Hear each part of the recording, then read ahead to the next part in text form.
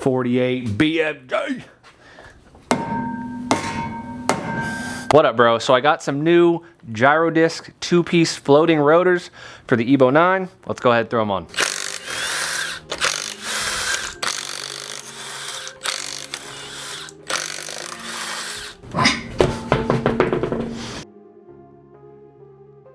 It's a 19. Alaverga way. Come on, baby Jesus. You're on 3 too. Wow, that was easy. Why did the fucking... Maybe it's because the battery wasn't fully charged. Okay.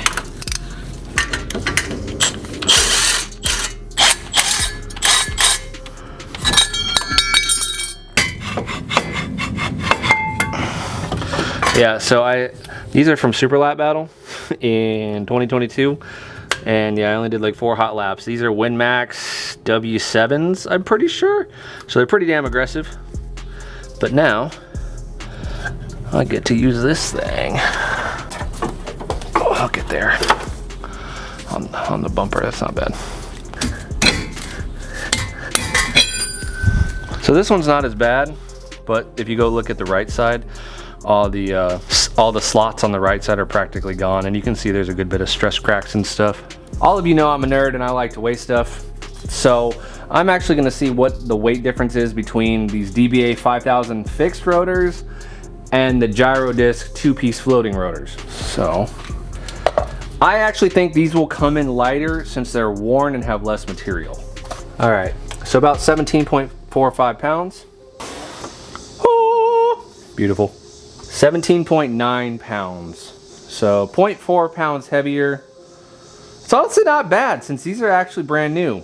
So maybe brand new for brand new, these might actually be lighter, and that would all be in the top hat most likely. This tends to be a pretty heated discussion across social media on which directions the slots go and people mixing them up left to right and putting the vanes and slots in the wrong direction. Well, thankfully, gyro discs themselves shows you Evo 789 left front. So we're gonna compress the caliper outward. We'll go ahead and take off the brake cap reservoir. That way it can kind of breathe and bleed up. And I got this thing on Amazon like, I don't know, 10 years ago. And I still use it this day. I hope it fits in here. I don't think it's going to. Ah, shit. I really don't want to take the pads out. All right, I definitely just felt it compressed there. It's got us a little bit more space. This is actually per their instructions. Clean hub. Thoroughly clean the hub mating surface, preferably using a wire brush before installing the rotor.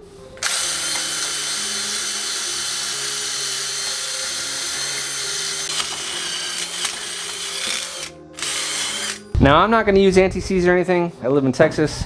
I don't live in the salt belt, so I don't have any issues. But if you kind of do live in a more salt belts related area, it is suggested to put some type of lubricant or anti-seize or something type of corrosion preventative on the surface. This is a left front, right? Yeah, it's in the box. It's on the box. Oh, I just want to make sure they didn't put it in the wrong box. Wrong. Left, okay. So they go facing the rotation of the wheel. Yeah, but if you look, so these go the rotation of the wheel, but if you look at the vanes, or they actually go towards the rear. We're gonna go ahead and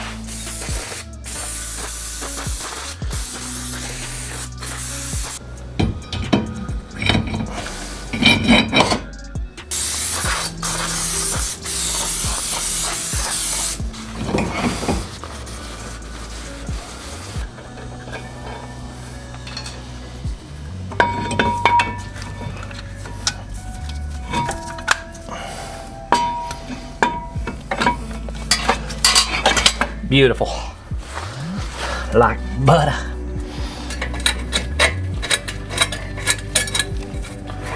Alright, I think I got it now. As you're blinding me with that light right now. I have the power of the sun. The power of Grayskull!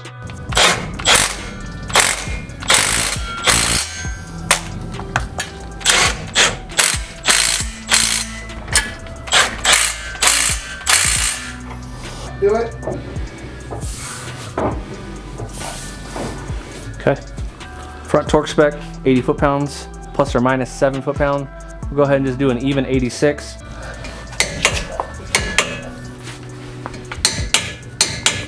Ah, damn. I need more money. I always need more money. Dude, these wheels are so heavy. They look light, but they're not.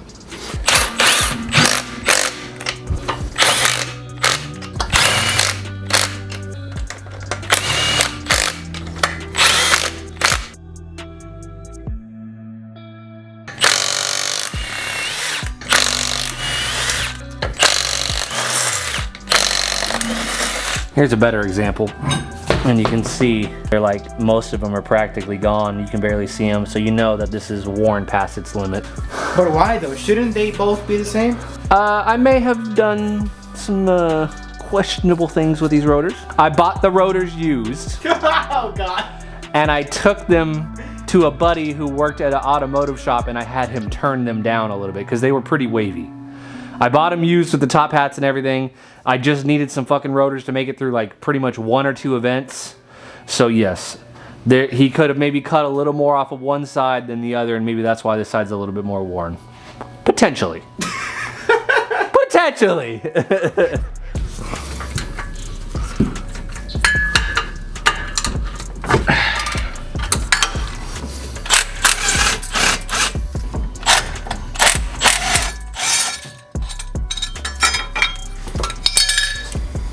Something I learned. So even though this is only a 2-inch brake duct, this one is superior compared to other brake ducts because it actually points towards the center of the rotor. So something people kind of get wrong, and I learned through, you know, kind of experimenting and hearing what other people had to say. A lot of people will build one, like a big 3-inch one, and it goes to only, like it points straight at the disc on the back side of the rotor. So when you point it straight at the disc on the back side of the rotor, it cools the inside of the rotor more than it cools the outside of the rotor. But when you have something like this that points towards the center of the top hat, it actually puts the air evenly and then goes through all the vanes and just evenly cools the disc more than just pointing it at one side.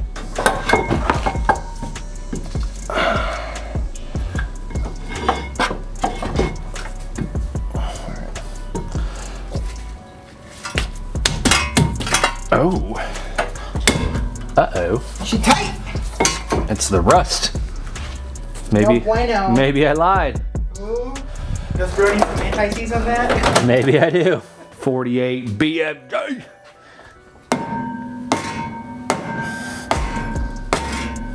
Okay. I don't need anti-seize because I need ridiculous. That'll piss me off. Karma. That's karma. Fuck.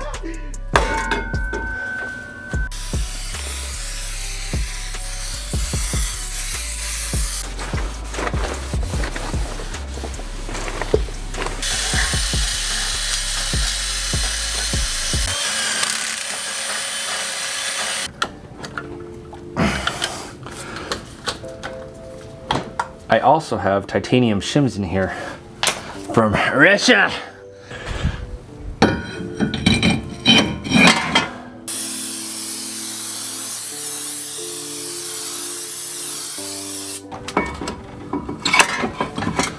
Beautiful.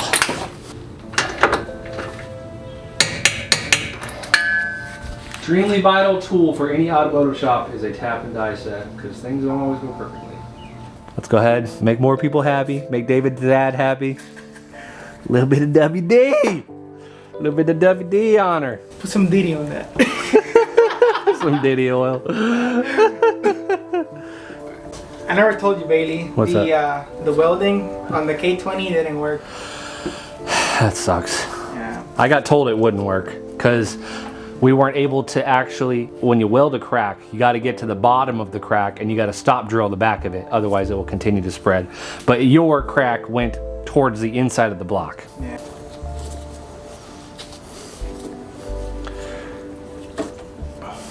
I'm gonna do the caliper side as well. It's a little bit harder to access without, I mean, I could take it off, but then if I take it off, I don't have any stability while trying to tap it. So I wanna leave it, the top one bolted on. But we got tap sockets. Well, they're square at the bottom, and this will help us get access for sure. Spray a little WD in there.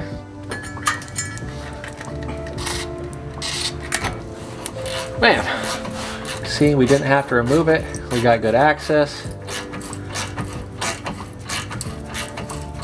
Now, same thing with this. You know, about a full turn, back a little bit.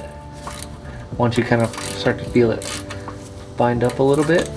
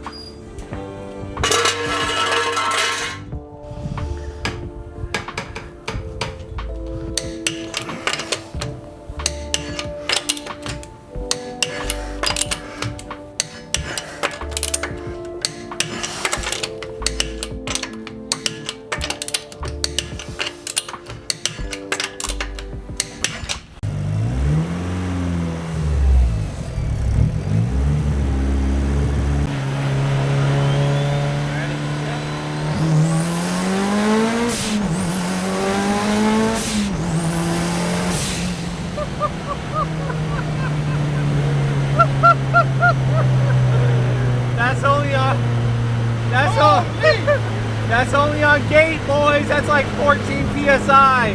We're not even at 30 plus psi yet. Good God! Ready?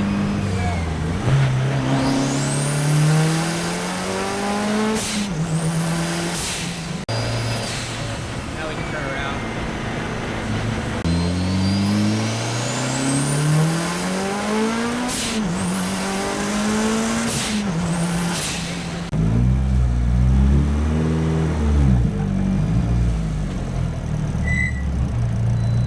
I think this is officially the fastest four-cylinder vehicle I've been in ever.